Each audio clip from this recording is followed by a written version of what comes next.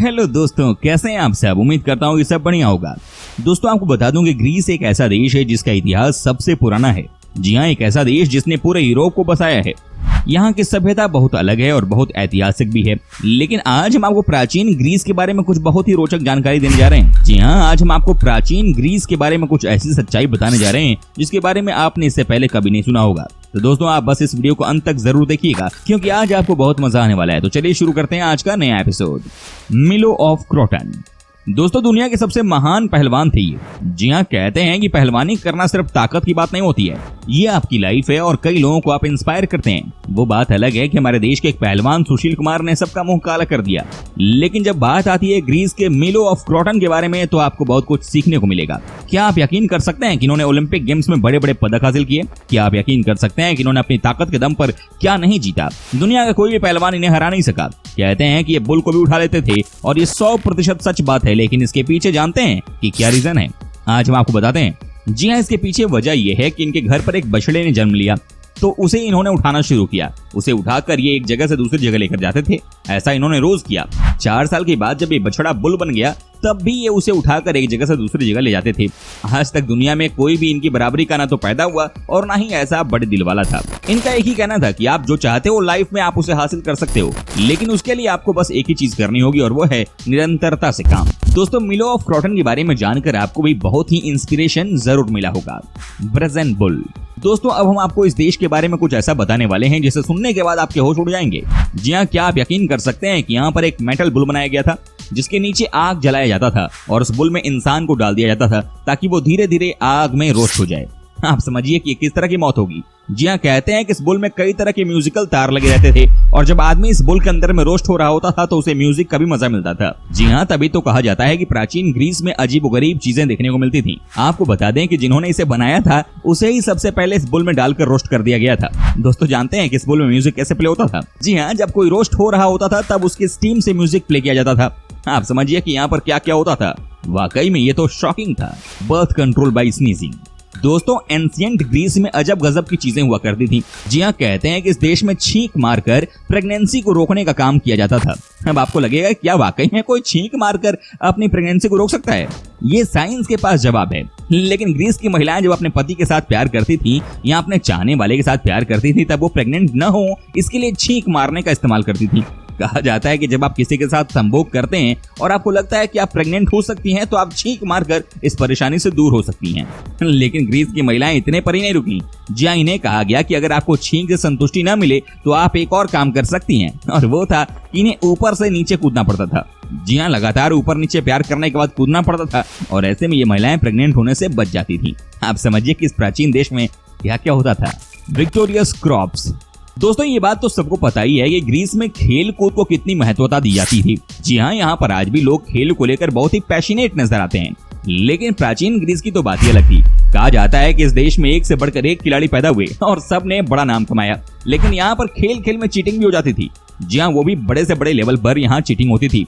कहते हैं कि यही वजह है कि यहाँ पर मुकाबले के बीच में जिंदगी या मौत का सवाल होता था। कई बार हारने वाला तब तक हार नहीं मानता था जब तक कि उसे जान से नहीं मार दिया जाता था। जी हाँ, साथ ही ये भी कहा जाता है कि किसी से भी नहीं डरते थे। एक कहानी ऐसी ही हुई थी जब एक बड़े पहलवान के पैर को दांतों से काट लिया गया था। लेकिन उसके बाद भी दोनों के बीच में इतनी खतरनाक लड़ाई हुई कि अंत में जाकर एक पहलवान की जान चली गई और दूसरे को विजेता घोषित कर दिया गया।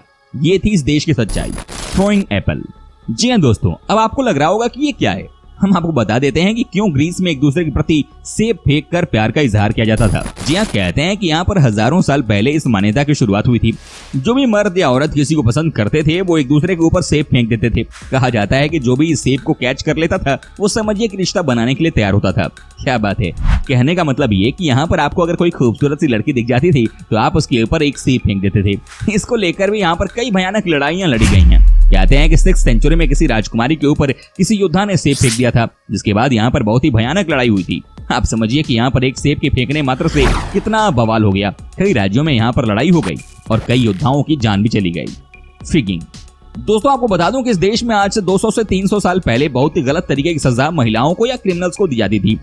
जी हाँ, आपको यकीन नहीं होगा लेकिन यहाँ पर महिलाओं के प्राइवेट पार्ट में अदरक को डाल दिया जाता था ताकि उन्हें कष्ट हो सके। जी हाँ, साथ ही अगर कोई क्रिमिनल होता था जो कि बड़ा अपराध करता था उसके साथ भी कुछ ऐसा ही होता था। उसके पीछे के हिस्से में भी यहाँ पर अदरक डाल देते थे। और दोनों हाथों को बांध दिया जाता था ताकि वो अपने दर्द से तब तक छुटकारा ना पा सके जब तक कि उसकी मौत ना हो जाए। ये भी बहुत ही अजीब सी बात थी। अच्छा दोस्तों, वीडियो में आगे बढ़ने से पहले जरा बताइए ना कि आप कहाँ से हमारा वीडियो टकटकी लगाकर देख रहे हैं जनाब, बताइए जरा। बता रहे हैं? अरे वाह, चलिए वीडियो में आगे बढ़ते हैं। Red lipstick. दोस्तों अब हम आपको बताते हैं कि यहाँ पर रेड लिपस्टिक की क्या इंपॉर्टेंस थी। जी हाँ, कहते हैं कि यहाँ पर जो महिला शारीरिक सुख देती थी पुरुषों को, उन्हें रेड लिपस्टिक लगाकर रखना होता है। जी हाँ, कहते हैं कि ये यहाँ का नियम था। अगर कोई महिला रेड लिपस्टिक लगाए बिना ही इस तरह एक काम में लिप्त पाई जाती थी तो उन्हें फाइन किया जाता था। साथ ही आपको यही बता दूं कि यहाँ पर महिलाएं बड़े लेवल पर देह व्यापार में लिप्त रहती थी। जी हाँ, यहाँ पर हर रात की महफिल लगती थी जिसमें कि एक से बढ़कर एक खूबसूरत महिलाएं आती थी और लोगों को आनंद देती थी, लेकिन सिर्फ रेड लिपस्टिक में। अगर उन्होंने ये नियम फॉलो नहीं किया तो उन्हें जेल में बंद कर दिया जाता था और कैदियों के बीच में छोड़ दिया जाता था। और आगे क्या होता होगा ये बात तो आप समझ ही गए होंगे। तभी तो कहा जाता है कि प्राचीन ग्रीस की कुछ चीजों को जानने के बाद लगता है कि ये बहुत ही अलग किस्म का देश था।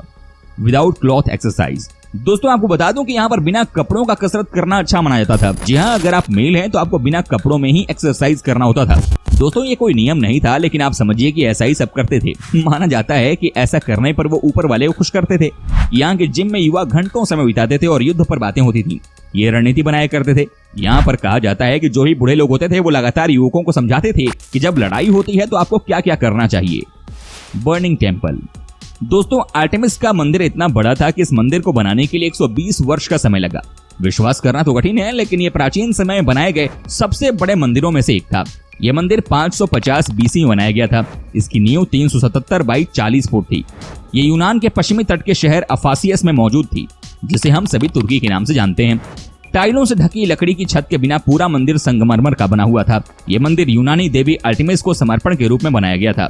भवन निर्माताओं जिन्होंने ये मंदिर बनाया था चेरसीफ्रोन तथा उसका पुत्र मेटागेनिस के रूप में जाने जाते थे, लेकिन ये मंदिर लंबे समय तक मौजूद नहीं रहा। 550 बीसी में लीडिया के राजा करियोस ने एफसूस तथा एशिया माइनर के दूसरे यूनानी शहरों को जीत लिया। लड़ाई के दौरान मंदिर नष्ट हो गया। पहले के स्थान पर फिर एक और मंदिर बनाया गया था। मंदिर पर कई प्रकार का कला का काम भी किया गया था। आर्टेमिस के मंदिर में अमेज़न महिलाओं की 4 कांस्य की मूर्तियां रखी गई थी। इस मंदिर की लंबाई 425 फुट तथा चौड़ाई 225 फुट थी। इसके 60 फुट ऊंचाई वाले कुल 127 स्तंभ थे जो छत को सहारा देते थे। आज इस मंदिर वाला स्थान खाली मैदान है। पर्यटकों को याद दिलाने के लिए एक स्तंभ खड़ा किया गया है कि किसी समय प्राचीन विश्व का यहाँ अजूबा खड़ा था। दोस्तों क्या आपको पता है कि इस मंदिर को एक डिजाइनर ने आग लगा दिया था, क्योंकि उन्हें लगा कि उनके नाम को उस तरह से इंपॉर्टेंस नहीं दी गई है जितना कि देना चाहिए। आज के दिन यहाँ पर सिर्फ पिलर ही दिखाई देते हैं। दुनिया का सबसे भयानक युद्ध जिसमें जीता वो जो सबसे तेज भागा। क्या कोई युद्ध ऐसा भी होता है जिसमें पहले से तय हार को जीत में बदल दिया गया हो, वो भी सेना को तोड़कर? ये ईसा से लगभग 500 साल पहले की बात है। विशाल पर्शियन साम्राज्य अपने चरम पर था। पर्शिया के सम्राट डेरियस को ये मुगालता था कि ईश्वर उनके साथ है। डेरियस ने जितना बड़ा साम्राज्य खड़ा किया था उतना पहले नहीं देखा गया था। सिंधु नदी के किनारे से लेकर नील नदी तक सिर्फ फारसी झंडा लहरा रहा था। उस दौर में किसी भी राजा के पास इतना साहस नहीं था कि वो फारस की सेनाओं से टक्कर ले सके। जिस राज्य पर फारसी घेरा पड़ता उसका सीधा सा मतलब होता था आत्मसमर्पण करना है। डेरियस का मन पूरब से भर गया था। वो अब पश्चिम जीतना चाहता था। उसने अब अपना रुख यूरोप की तरफ किया। उस समय यूरोप के ग्रीस में सिटी स्टेट का दौर हुआ करता था, मतलब वहाँ राज्य थे जो मॉडर्न चीज थी। इसमें मुख्य एथेंस, स्पार्टा और क्रांत। लेकिन आत्मसमर्पण शब्द ग्रीक शब्दावली में जुड़ा नहीं था, क्योंकि 20 साल पहले ही एथेंस ने अपने राजा हेपियस से छुटकारा पाया था। अब वो एक गणराज्य था, एक गणराज्य जो कि अपनी आजादी के लिए कुछ भी दांव पर लगा सकता था। पर डेरियस को दूसरों की डिक्शनरी बदलने की आदत थी। डेरियस पहले से ही एथेंस से खफा था। वजह थी लोनियन विद्रोह। लोनियन एशिया माइनर का छोटा सा ग्रीक टापू था जिसे 540 बीसी में फारस ने जीत लिया था। 499 बीसी में यहाँ पर एरिस्टागोरस के नेतृत्व में ग्रीक लोगों ने फारसी शासन के खिलाफ विद्रोह कर दिया। इस विद्रोह में एथेंस ने फारसी खेमे के खिलाफ अपने सैनिक भेजे थे। डेरियस भूला नहीं था इस बात को। उस वक्त के राजा मान और अपमान भूलते नहीं थे, ना ही दोस्ती और ना ही दुश्मनी।